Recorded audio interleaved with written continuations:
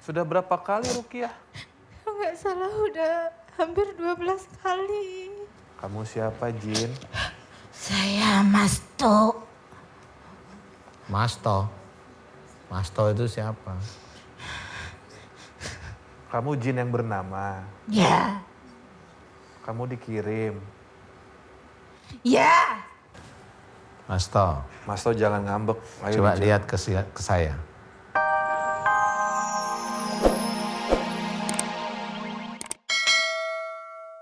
Astagfirullahaladzim. Apa rasanya sekarang? Mikrofon satu lagi minta Mas. Lemas. Lemas. Astagfirullahaladzim. Udah lemas sekarang Kak Robi. Ibu nanti kalau ini tayang jangan takut ngeliat diri sendiri ya. Iya. Begitu banyak yang ada di dalam. Oh, nggak tahu.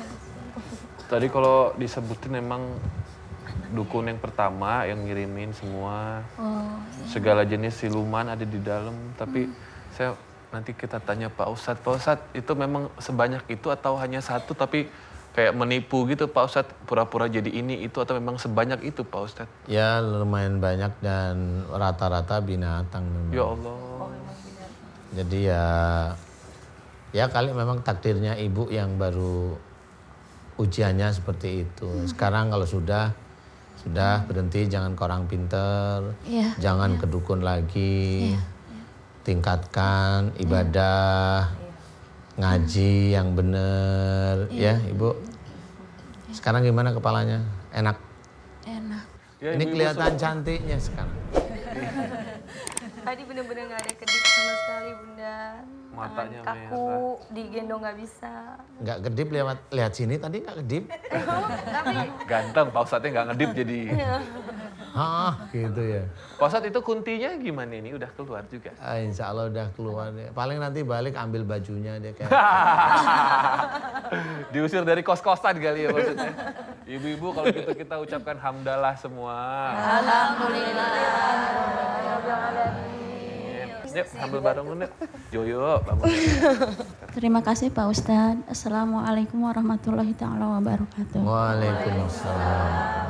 Terima kasih, titip ya. Sendalnya ada di situ tadi. Hati-hati ya Bu. Saya yakin pemirsa di rumah langsung berpikir ada-ada aja ya. Ternyata permasalahan hidup itu bukan hanya tentang mencari rezeki, tentang membeli sembako, atau mungkin juga ngomongin soal bensin, pemilu. Ternyata yang berhubungan dengan jin juga banyak dan menyerang kita umat manusia. Yaitu semua tergantung tentang keimanan kita. Nah pemirsa, kita menuju ke narasumber kita selanjutnya. Sebenarnya hadir di hadapan Pak Ustadz Danu juga sebagai pembuktian bahwa pelakunya bukan suaminya. Soalnya jin yang ada di dalam diri sang istri mengaku ada keterlibatan suami dalam pesugihan yang terjadi di keluarga mereka. Apakah betul suami pelakunya? Langsung saja yuk kita bertemu. Assalamualaikum warahmatullahi wabarakatuh. Iya. Ini istrinya ya. Tepuk tangan dulu. Ditemenin sama suami ya. Ibu mau duduk apa berdiri? Berdiri aja, Pak. Berdiri kuat ya. Assalamualaikum Insya Allah, Ibu. Bapak maju ke depan sini pelan-pelan. Iya. Assalamualaikum Ustaz. Waalaikumsalam warahmatullahi wabarakatuh. Assalamualaikum Ustadz. Waalaikumsalam warahmatullahi wabarakatuh. Nama saya Musiawati. Siapa Ibu namanya ibu? Musia Pak Ustadz. Hah? Musia betul. Musiawan. Musiawati. Umur saya 38 tahun. Ya Bu Musia ceritakan kalau masih sanggup. Ada apa ini ya. Pelan-pelan aja nggak perlu buru-buru. Saya dari Pekalongan Pak Dari Ustadz. Pekalongan. Saya datang ke sini ingin berobat.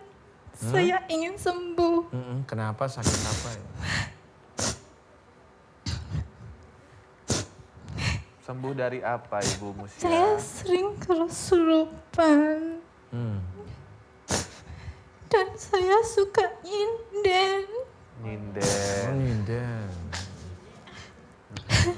Jadi ini ada dukun yang bilang ini adalah pengikat dari suami gitu ya? Enggak, itu yang bilang yang ada di dalam tubuh saya. Oh, yang bilang yang jin yang di dalam tubuh. Itu mengaku disuruh suami. Katanya disuruh suami. Kemudian saya dibawa berobat oleh kedua orang tua. Dikenalkan, nggak tahu itu dari Tegal. Dari Tegal. Katanya ada unsur pesugihan. Kata yang dari Tegal juga suami pelakunya. Nggak jelas. Nggak jelas. Iya. Tapi katanya ada itu.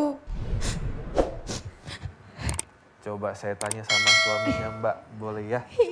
Ya, Papa, suaminya ya, betul ya? Iya. Iya.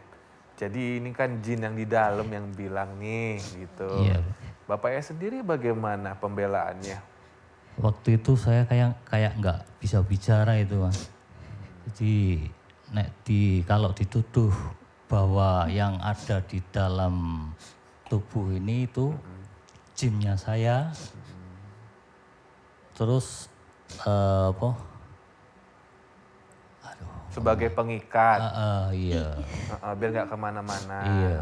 Pasti keluarga Mbaknya marah dong ya sama Bapak ya? Iya. Terus bagaimana itu mengatasinya waktu itu? Saya dibawa pulang paksa ke rumah Dibawa Ustadz, pulang ke rumah paksa. orang tua. Dipisahkan paksa. Iya, dalam keadaan setengah tidak sadar, dalam keadaan masih kesurupan. Dulunya saya minta kepingin ruqyah sama bapak saya, tapi nggak tahu kenapa saya dikasih air sama bapak dan dikasih amalan untuk dihafalkan. Tapi setelah saya hafalkan, saya bisa melihat yang aneh-aneh. Waduh. Dan anehnya lagi setiap tangan bapak menyentuh punggung sampai sini, saya rasanya lemes, takut. Ingat, sampai jatuh sendiri. Sudah berapa kali ruqyah? Nggak salah udah hampir 12 kali. Malah makin parah. Iya. 12 kali dengan orang yang berbeda-beda. Kalau ruqyah 12 kali dengan orang yang sama. Orang yang sama. Iya, kemudian berobat dengan orang yang berbeda. Dikasih amalan. Iya. Saya mau tanya sama Mbak Musia, yang membuat Mbak yakin kembali lagi sama suami atas tuduhan pertama, kalau bukan suami pelakunya itu apa?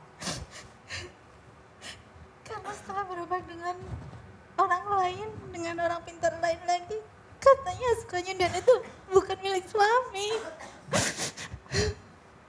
Itu adalah katanya punya leluhur yang kepingin menjaga saya. Dan anaknya lagi, adik saya juga merasakan hal yang sama. Sekeluarga jadi diteror ya? Iya, merasakan sama seperti saya. Saya kesini capek, Ustaz. Saya pengen dikeluarin. Iya. Saya nggak mau menahan. Saya nggak mau mengandung anak ini. Saya disuruh bapaknya untuk menghancurkan rumah tangganya. Saya tidak suka perkawinan anak saya. Udah masuk nih Pak Ustadz. Saya pinjam mikrofonnya. Lepas. Aku pengen keluar. Udah masuk nih. Iya. Aku udah ada dalam pusar dia.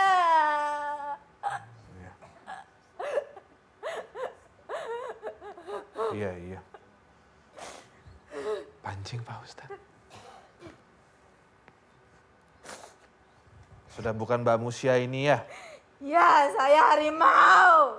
Saya Prabu Siliwangi.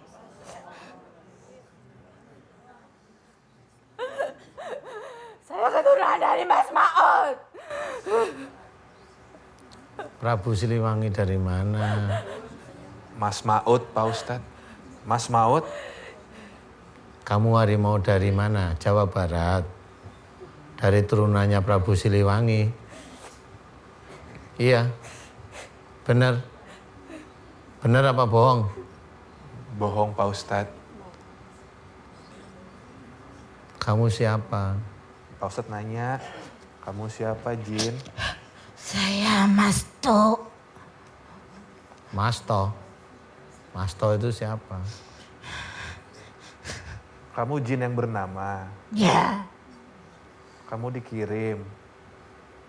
Ya. Masto, Mas To jangan ngambek. Ayo coba dijawab. lihat ke saya. Lihat saya, kamu dikirim bukan. Siapa yang ngirim? Terus kamu disuruh masuk ke sini untuk untuk mengambil Mbak Mus. Ya ini. Oh. Iya, terus nanti kamu mau ke rumahnya si Mustafa itu. Ya, kok ke rumahnya? Jangan ke anak yang ini aja sendiri, yang makan uangnya aja. Darahnya kan merah itu. Ya, dia udah mati. Terus mau makan siapa kalau udah mati?